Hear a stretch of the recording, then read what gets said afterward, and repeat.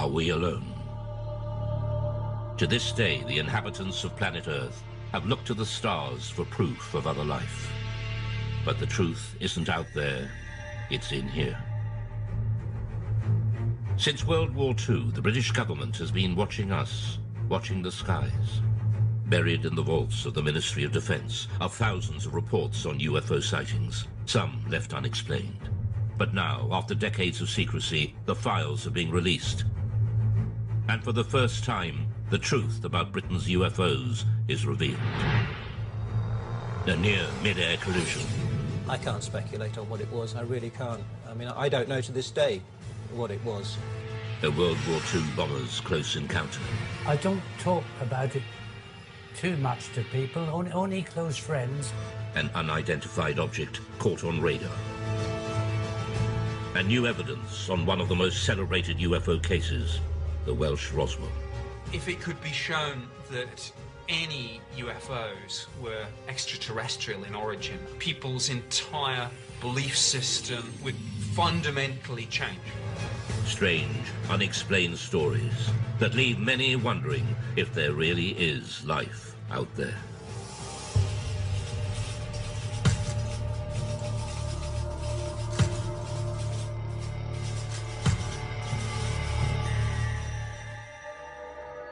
What are three popular word searches on the internet?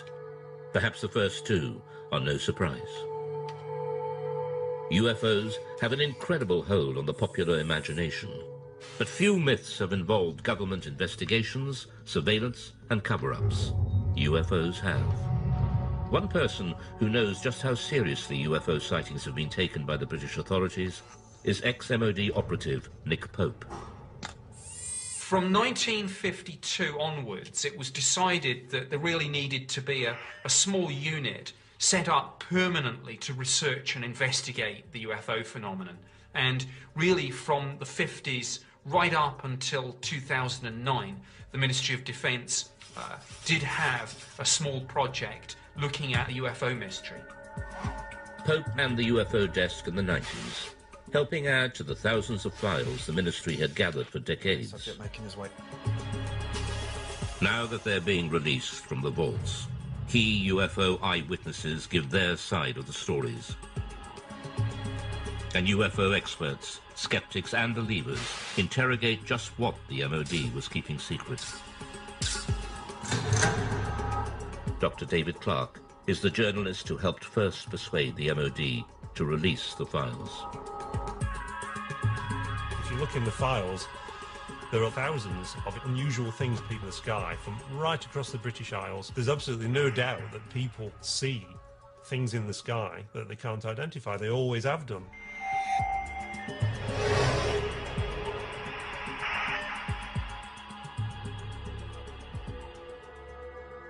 6th of January 1995.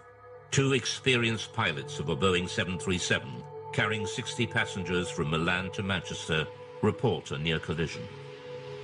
It's an incredible sighting of an unidentified flying object which sends the authorities into a spin.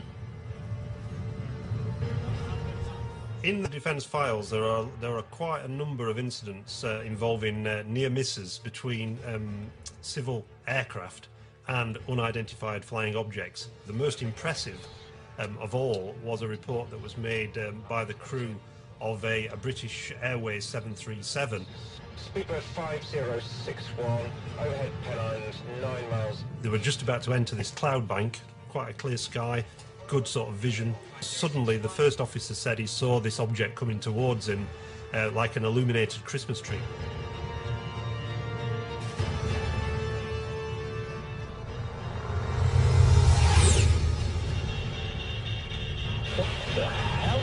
It was so low in its approach and so close that he automatically ducked, thinking there was going to be a collision. And this thing just zoomed past, and immediately he turned to the captain and said, "Did you see that?" The captain said, "Yeah, I saw it as well." Immediately the pilots radioed into Manchester Control Tower. There's a lot of concern amongst air crews about what damage could be done to their reputation if they became known as, you know, the crew that see flying saucers. So it was interesting in this case that despite that, these two air crew decided that when they landed they were going to file an official air miss report. So that would then trigger a full detailed investigation by the Civil Aviation Authority, which is exactly what happened. For the first time, the MOD files show how this extraordinary incident sparked a full-scale investigation conducted by aircraft near-miss investigator Anthony Booth. Well, it was unusual for a start because it was the only one in my memory in 7 years of working in that particular department that I'd actually dealt with something like this. We could talk to the pilots, both the pilots. We would go through looking at radar recordings, RT transcript recordings of the voices of the pilots, recordings of what Manchester Air Traffic Control had to say. We just looked at anything that might shed some light on what this object might have been. The pilots now refuse to talk publicly about the near crash, but the MOD files recall what they told Anthony Booth at the time. My attention was initially focused on the glare shield in front of me, but I was diverted by something in my peripheral vision. The object had a number of small white lights, rather like a Christmas tree. The high speed of the object, although unable to estimate its distance, it was very close. There's a transcript of the conversation between the captain of the 737 and ground control. So this is Speedbird 5061. We just let something go down the right-hand side, just above us, very fast. And Manchester immediately come back and say, well, there's nothing seen on radar. Was it an aircraft? Well, it had lights. He went down the starboard side very quickly. Manchester say, and just above you? Just slightly above us, yes. Manchester then advise them to keep an eye out for anything, but they can't see anything at all. It must have been very fast. So we'll go down very quickly after it passed you, I think. Okay, well, there you go. The Manchester control tower could not find any radar signal. To radar expert Doug Robb, this is extraordinary. It says the likelihood of such activity escaping detection is remote, as the area is well served by several radars, and any movement at the levels in question would almost certainly have generated a radar response. Nothing was seen. So what was it that avoided radar detection? The MOD files showed that the investigators and pilots considered all the possibilities. Do you think it was a hang glider? At night, he's suicidal. Hang glider would not be picked up by normal radar, no. A comet? No, I don't think so. A meteor could be detected on re-entry if the radar was looking exactly in the right direction as that piece of debris went past at some speed. Military? Maybe, but I didn't recognise it. But we're near a major airport. It would have shown up on the radar response. Spy plane? I don't think so. Didn't look like a stealth. Stealth aircraft would not be picked up by normal radars. If a spy plane is being kept secret, it's not going to be flying where people can see it. And certainly nowhere near airliners. UFO? That'd be daft. I don't know. These pilots are not lying. They did have an unusual experience, which to them remains baffling. The files show the investigation seriously analysed the possibility of military activity, but they found no evidence from any official source. It seems most unlikely that such a flight would have been conducted so close to a busy international airport. So what was it? We revealed the conclusion, locked away in the MOD vaults since 1995, reached by Anthony Booth's investigation. Most of the incidents that we looked at, we could arrive at some conclusion, definite conclusion, but in this case, we couldn't really. We had to come up with an assessment of cause and risk. Both the risk and the cause were unaccessible. Degree of risk, unaccessible. Cause, unaccessible. Really, that statement is really, really unusual to find that in an official air miss report, and it's basically saying we don't have a clue what was seen. Look, they'll say back at BA. I think they might rib us about this one. At the end of their the summary of the working group's discussions, it says that there is no doubt that these pilots both saw an object and that it was of sufficient significance to prompt an air miss report. Unfortunately, the nature and identity of this object remains unknown. To speculate about extraterrestrial activity, fascinating though it may be, is not within the group's remit and must be left to those whose interest lies in this field. To some ufologists like Nick Pope, the absence of any real conclusion leaves serious and unanswered questions. Now, to me, this was quite extraordinary. UFO does not mean alien spacecraft, but clearly, in some people's minds, whether it was the pilot and the first officer, or whether it was the investigators at the Civil Aviation Authority or the Ministry of Defence, clearly somebody was thinking, well, maybe, just maybe, this is something extraterrestrial. I can't speculate on what it was. I really can't. I mean, I don't know to this day what it was. All I know is that we can't assume we know everything in this day and age. There may be things that we don't know about.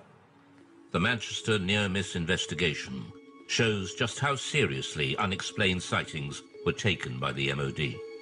But the UFO desk had been receiving reports from pilots for decades. The files reveal sightings during World War II, and in some cases, these were considered so grave, they were referred right to the top of government. The newly released UFO files confirm what many experts suspected. The British government was investigating unexplained sightings as far back as World War II. I don't talk about it too much to people, only close friends who experienced perhaps flying during the war.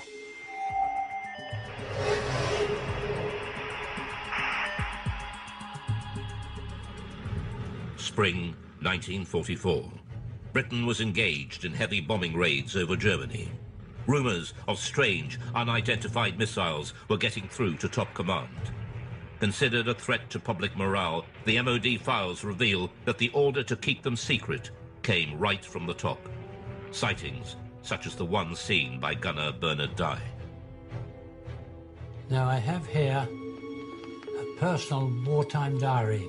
I'll read you an entry which I wrote on the 26th of April. Operation Essen. 300 aircraft raided Essen. Dye then recorded the most extraordinary sight. By unidentified objects, which I describe as just red balls of fire. This is the first time Bernard Dye has spoken on television about what happened that night. We left the target area and we were heading back towards Mildenhall, our base.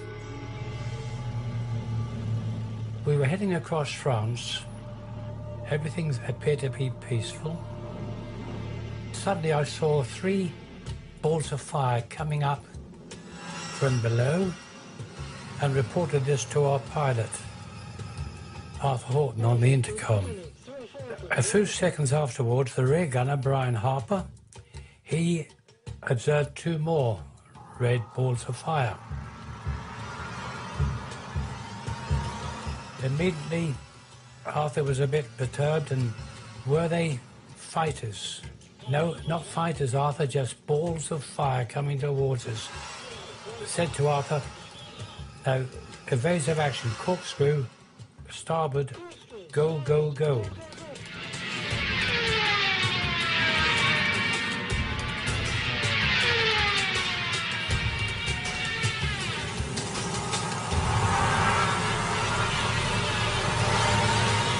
We travelled over 300 miles per hour. The aircraft was shaking like a leaf, and still they were following. The pilot was getting worried about burning the engines up. Engineer, Dave, what about the engines? Never mind the engines, skipper. Keep going, or something to that effect. The words were rather rude. It certainly gave me and the crew the willies to see them. After a short distance, these 5 red objects, they just got slower, and the red lights disappeared into the blackness below, and we got safely home. Well, when we got back to Mildenhall, our base, each crew is interrogated by intelligence officers, and they just laughed at us. And this upset the pilot, and, he said, you wouldn't bloody well have been laughing if you'd have been sitting with us in the aircraft. What did gunner Bernard Dye think they were? Didn't know what to think, but I thought they were just a new weapon that the Germans had invented. Bernard Dye was not alone. Other World War II aircrew had also reported unexplained sightings, and we now know that at least one of these reports was suppressed, and the order to do so came right from the top. Wartime Prime Minister Winston Churchill was so terrified the report would leak out, he ordered a 50-year blackout. Mr. Churchill declared that the UFO incident should be immediately classified for at least 50 years, and its status reviewed by a future Prime Minister.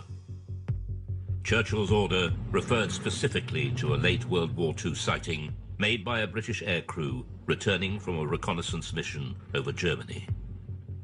The files record, "My grandfather was present during a debate about an unexpected incident experienced by an RAF bomber crew. The MOD files show that the story originates from the grandson of Churchill's bodyguard, who had been present at an urgent meeting between the Prime Minister and the US commander of the Allied forces, General Eisenhower, who discussed the incident together. He was writing in to see if the ministry could confirm this story, that this guy who was the bodyguard was present at a discussion between Winston Churchill and Eisenhower about a mysterious incident when the crew of a Royal Air Force reconnaissance aircraft that had seen this metallic object that had appeared by the side of their aircraft, and it followed the aircraft, and it behaved in a way that was completely unexplainable in terms of it being, a German aircraft or any other sort of Nazi flying machine that they were aware of. A leading aircraft expert was also at the meeting.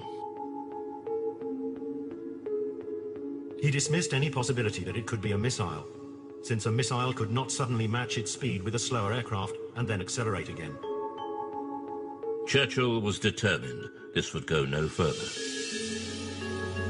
Another person at the meeting raised the possibility of an unidentified flying object, at which point Mr. Churchill declared that the incident should be immediately classified. But the file goes further. One extraordinary line explains just how fearful Churchill was of public reaction to this UFO sighting, if it ever got out. This event should be immediately classified, since it would create mass panic amongst the general population and destroy one's belief in the church. But the files also reveal that this wasn't the first time Churchill had got embroiled in UFO sightings. In October 1912, there was sightings of mysterious lights in the sky over the dockyards at Sheerness in Essex. Winston Churchill was the First Lord of the Admiralty, and he had to look into this, and Churchill had to admit in Parliament that he couldn't explain what had been seen.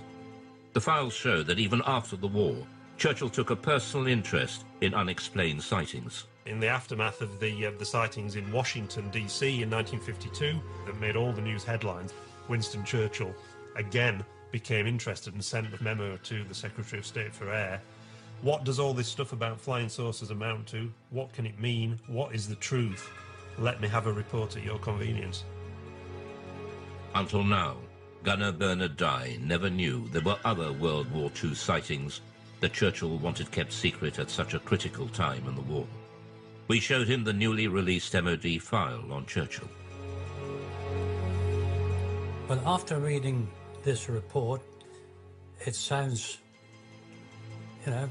really identical to what we witnessed and saw that night. I haven't heard of this before, but it doesn't surprise me that he was told about it, because things happened during the war years, and there were other objects obviously appeared. It's interesting that during the 1940s there were a very large number of sightings reported by aircrew, and there are various Royal Air Force files at the National Archives that detail some of these reports, rocket phenomena they were described as, but they were never able to explain them. And at the end of the war, when they debriefed some of the Luftwaffe pilots, they said that they'd seen very similar things themselves, and they thought they were Allied secret weapons. So is there an explanation as to what the aircrew saw? Dave Clark has his own theory. They just thought that it was a combination of misperception on part of the aircrew. They were expecting enemy action because they were so charged up on adrenaline. UFO or not, the files show that the World War II leaders were desperate to keep such sightings away from the public. The next file reveals how, even decades later, the government was still panicking about UFOs.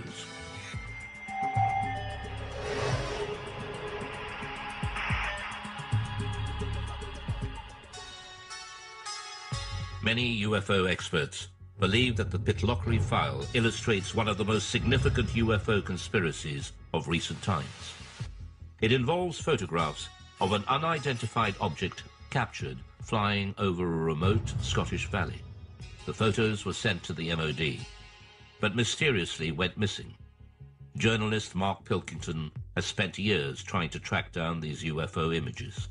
The Pitlochry photographs in the MOD files date back to the 4th of August 1990, when two witnesses on the A9 near Calvine, near Pitlochry, allegedly saw a large diamond-shaped craft hovering in the air for about 10 minutes and took 6 photographs of it.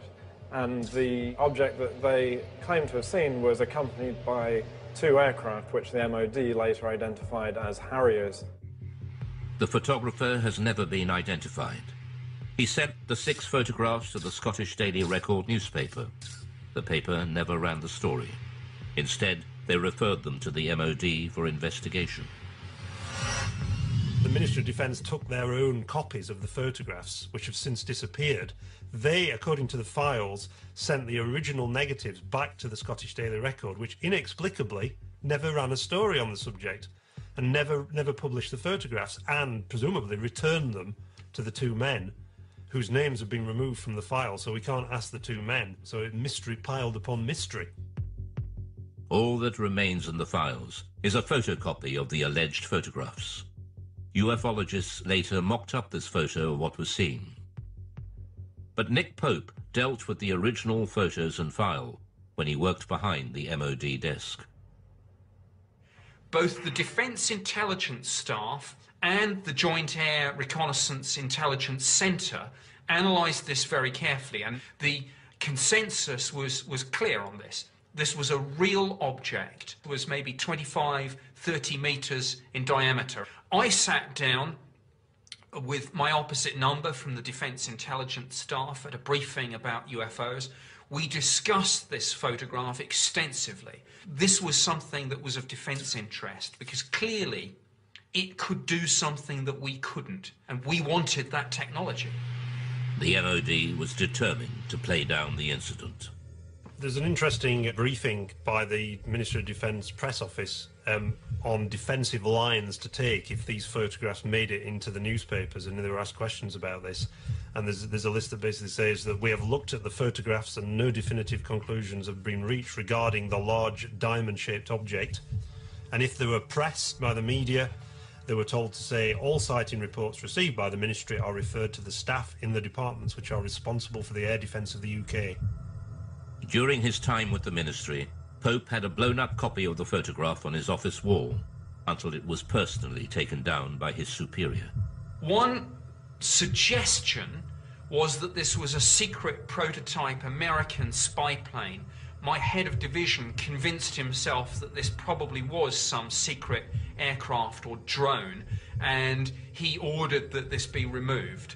We know from the files that there was a lot of internal discussion about, were the Americans flying this incredible spy plane, and if so, why had they not asked for permission, for this thing to fly through British airspace? Journalist Mark Pilkington believes that events at the time could well have influenced what people thought they had seen. This was just 2 days after the first Gulf War had broken out, and there were certainly great deployments of aircraft towards the Middle East, and the UK was a kind of sort of stop-off point and a sort of launch pad for a lot of those aircraft. The MOD were clearly worried about public reaction, just as Churchill had been 4 decades earlier. So was there a cover-up by the MOD over the mysterious Pitlochry photographs?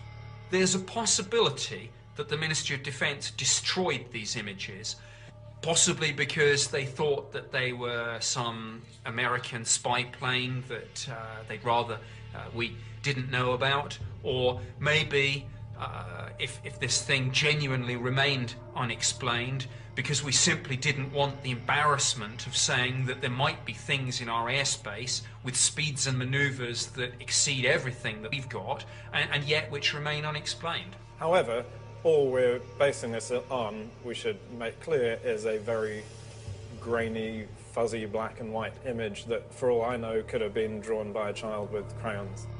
Mark Pilkington is still looking for the real Pitlochry photographs to find out just what did put Britain's defences to the test.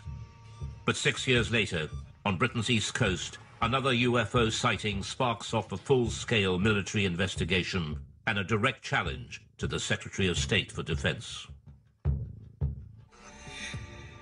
In 1996, the Ministry of Defence was drawn into a serious breach of UK defences by a UFO over East Anglia. MOD files reveal it not only involved the police, Coast Guard and RAF, but a call to the Defence Secretary to scramble jet fighters. I'm very concerned about an incident that occurred off the East Anglian coast recently involving a visual unidentified flying craft sighting that was correlated by various different military radar systems. Why weren't our jets scrambled? It was one of the biggest UFO scares ever. And it all started one quiet October night on the East Coast.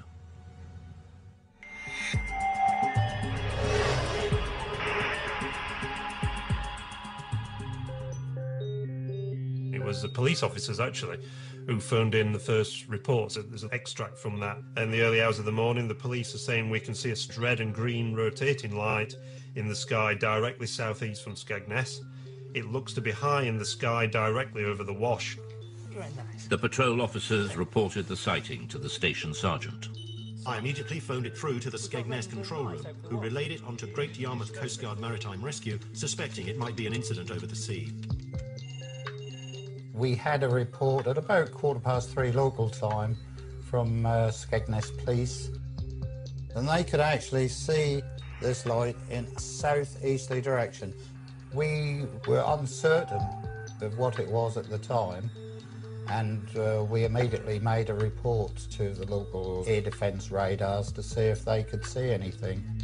The call went through to RAF Neatishead, the most important air defence centre in southern England. Clandestine radar has a contact bearing at 221 degrees at... They noticed that on one of the radars, or a blip that they couldn't identify, that wasn't an aircraft. Could the mysterious radar blip and the strange lights seen by the police be the same thing? Panic calls from the public started to come in. No, I don't think they're invading. A call was put out to shipping to keep a lookout for unidentified lights. Then a tanker came back. MV Conocast Yarmouth, we're seeing a group of lights above the Wash. The vessel at sea was the Connor Coast, and she was in much this sort of area. At 3:50 a.m., Patrol Officer P.C. Leyland rushed onto the police station roof to video the strange lights and managed to capture 5 minutes of footage, now showing a single stationary white light. News of the sighting spread quickly through the UFO grapevine. The transcript of the conversation between the Coast Guard and the police and the trawler crew was leaked to the local news, and it suddenly became this huge UFO incident that got to the attention of the local MP.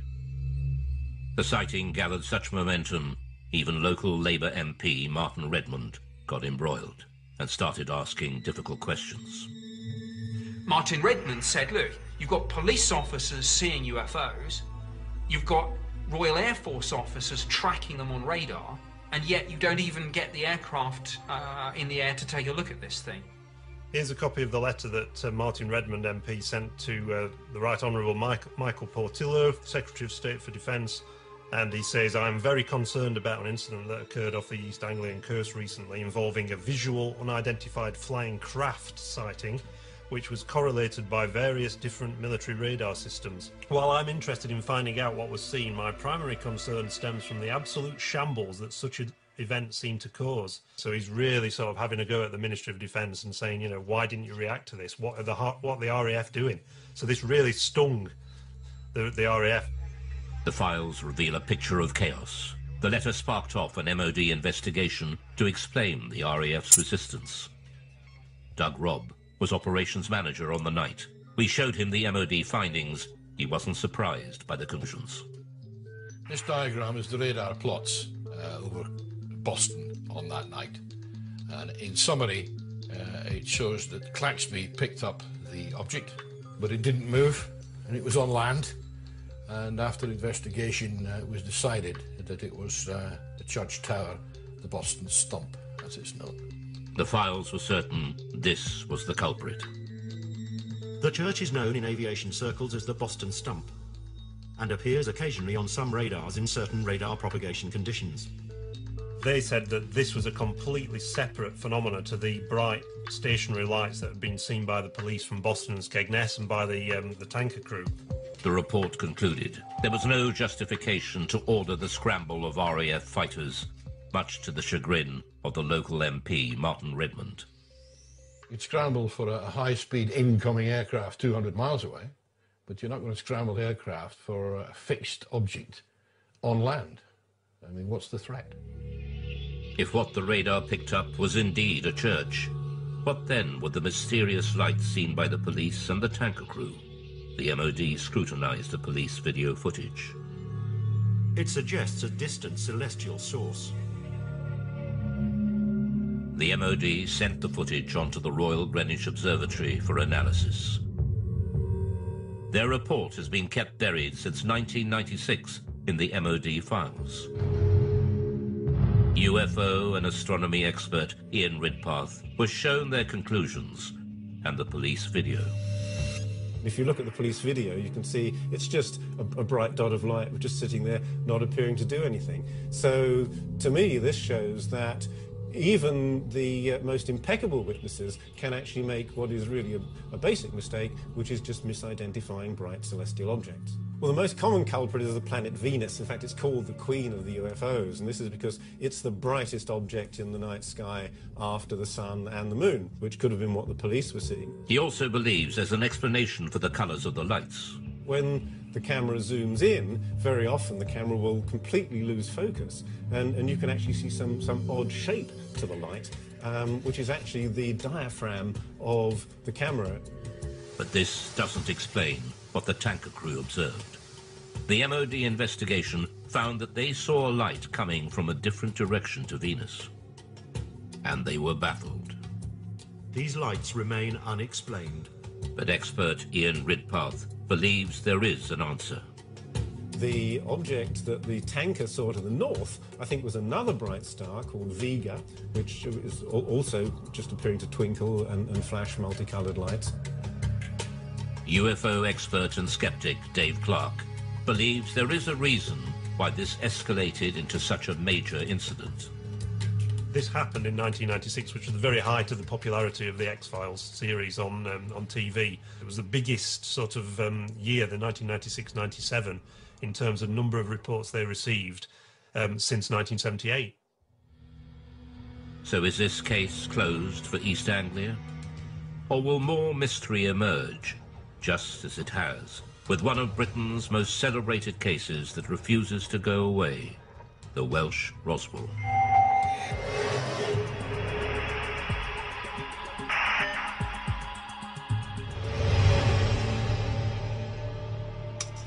In 1974, in North Wales, thousands of people experienced a violent earth tremor and lights were seen falling from the sky. Some ufologists believe a UFO crashed, and there's been a cover-up ever since of the Welsh Roswell. Oh, a heck of a bang, yes. Oh, yes, it's like a tremor. It was in the house, shook the houses. We were in new houses. And it seemed to come right on top of their head until the house was coming down. There were lights coming from the top of the mountain, just up over there. 24th of January 1974 at 21:50 GMT. 5 bodies, spectacularly incandescent, were observed traversing the sky. New information has been revealed that opens the mystery further. Named as one of the main witnesses in the Berwyn incident is Hugh Lloyd, then a 14-year-old farmer's son. Just after 8:30 p.m., Hugh's family felt the massive earth tremor. It was a frightening experience. Almost 40 years on, Hugh still remembers that day as if it were yesterday. It was like this thud, and straight away the whole place started shaking very violently. The light flickered and the lights in the picture on television, snow on the screen. But we were all frightened. We didn't have a clue what it was. And Enoch said it must be an explosion, and then the phone started ringing. Hello? Like neighbours, phoning to ask, did you feel that? And then roughly about 20 minutes, there was a knock on the door. And there was a police officer there. And he said, we've had reports there's a plane crash that's come down on the Berwyn, and we'd like to commandeer your Land Rover to go up there. Me being 14, I said, well, Enoch, you better drive it.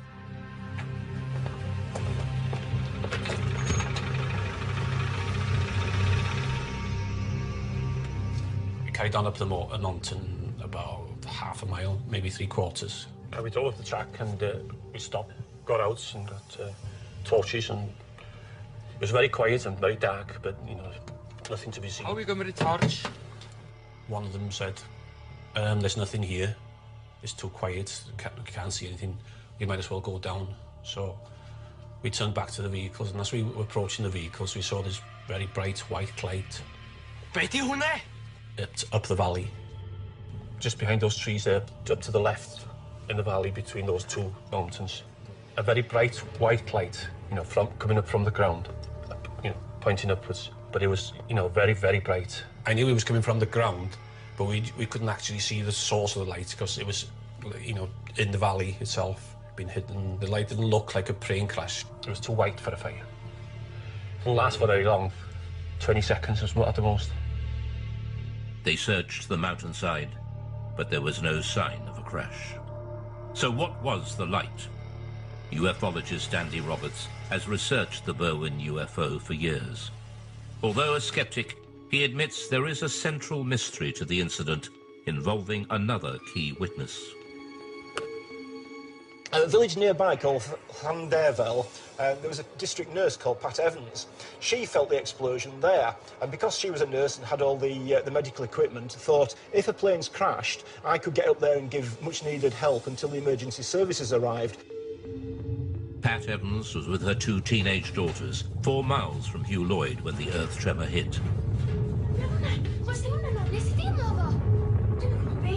So she picked up her 2 young daughters, got them in the car, drove the 10-15 minute drive up onto the B4391 road, expecting to see an aircraft crashed and in flames. This is the road that she was driving on, and it's a road that she knew very well, so she had no problems driving up here at night. And obviously she was out there looking for what she thought was going to be a plane disaster.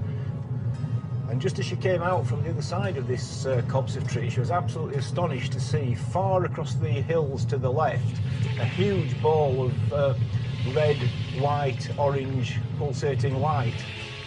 Whatever the object was, it was too far from the road to be reached on foot. Pat and her daughters watched, astounded at the ball of light, slowly pulsating and changing colour. She described it as being half the size of the moon, and around this object were moving torch lights and vehicle lights. She realised that it clearly wasn't a crashed aircraft and that someone or some people were there attending to whatever it was, and realising that, she drove back home and went to bed, and to this day is completely mystified by what it was. So what did Pat Evans and Hugh Lloyd see that night? We reveal that even the arrival of the mysterious men in black couldn't provide all the answers. The unidentified sightings by Pat Evans and Hugh Lloyd in Berwyn, Wales in 1974 have gone down in UFO folklore. The recently released MOD files have added even more mystery. Researchers from the British Geological Survey were quickly dispatched to Berwyn to investigate an earth tremor that had registered 3.5 on the Richter scale. Immediately after the earthquake, we were getting a lot of reports, some of them rather complex ones about lights in the sky, lights on the hill. So I brought a small team of people down to ask the local people around here what they'd seen, what they'd heard, what they'd felt. The British Geological Survey team have become known in Berwyn legend as the Men in Black, as they were dressed in dark suits, official-looking, and were going door to door. Some people seem to think the whole event was rather suspicious, and that we, simple scientists from the Geological Survey, had something to do with suspicious events around here. Files containing Chris's notes recall his interview with nurse Pat Evans, who saw the unidentified light.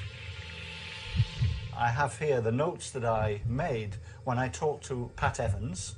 She felt the shaking, but also she was very concerned about lights that she saw in the sky. She thought there was a big red light, like a glowing red fire. This is a copy of one of the maps that we, with our team, used when we were going around the area talking to people, and we were able, therefore, to put on the map exactly where we got that interview from, and therefore exactly what that person saw, heard and felt. This British Geological Survey map, buried in the vaults, is a revelation. It shows the anomalous lights seen by Pat Evans and Hugh Lloyd both appeared in the same small area of hillside at the same time. Ufologist Andy Roberts returns to the same spot on the mountainside where Pat and her daughters saw the UFO, and where Pat Evans told her story to Andy Roberts in 1998. When I brought Pat Evans up onto this mountain road in 1998 and she told me her story then, I photographed her, and the photograph that I took showed her pointing to where she saw what she saw in 1974, and judging by this photograph, she was pointing over there, and which we know is where the police and farmers were searching that night. Pat Evans was on the Llanganug to Welshpool Road, which is just beyond the forestry there. So if she was there, she probably saw the same lights as we saw. You know, because just dead in line. I'm nearly positive that's the same lights as she saw. The recent files show the MOD's explanation for the sudden explosion and mysterious lights. Subsequent search of the hillsides in question revealed no sign of impact, however. The Meteorological Office consider that these sightings could have been occasioned by a bolide, that is to say, a meteor which enters the Earth's atmosphere and burns up before reaching the ground. A private investigation done on behalf of the British Astronomical Society concluded, however, that the meteor may in fact have disintegrated over Manchester, and that its appearance was preceded at 8:30 p.m. by an earth tremor in the Berwyn Mountains with which it has no connection. So they were saying again, these are two things that happened coincidentally on the same night. You've got a meteor burning up in the atmosphere, and also you've got an earth tremor. So is this incredible coincidence, two separate natural phenomena, a meteor shower and an earthquake happening simultaneously, in itself a complete answer to the mystery? Many UFO believers think not.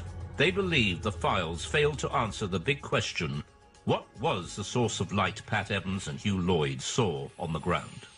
So what Pat saw is an absolute mystery. I don't think it's a UFO for a minute, although it is an unidentified something. It appeared to be on the ground. If anything, it's an unidentified grounded object. But it's a mystery. So in and amongst all the hype about aliens and extraterrestrial crashing, in amongst the truth and the fact about an earthquake and bolide meteors, what we have is a mysterious sighting of a stationary, large, glowing object on the ground for at least 10 minutes. So is this case closed for Berwyn? There are still many unanswered questions. The Berwyn Mountain incident is, I think in many people's minds, it's not case closed. Some people believe that the release of these files is itself disinformation, and that the Ministry of Defence is still covering up some great secret truth about UFOs.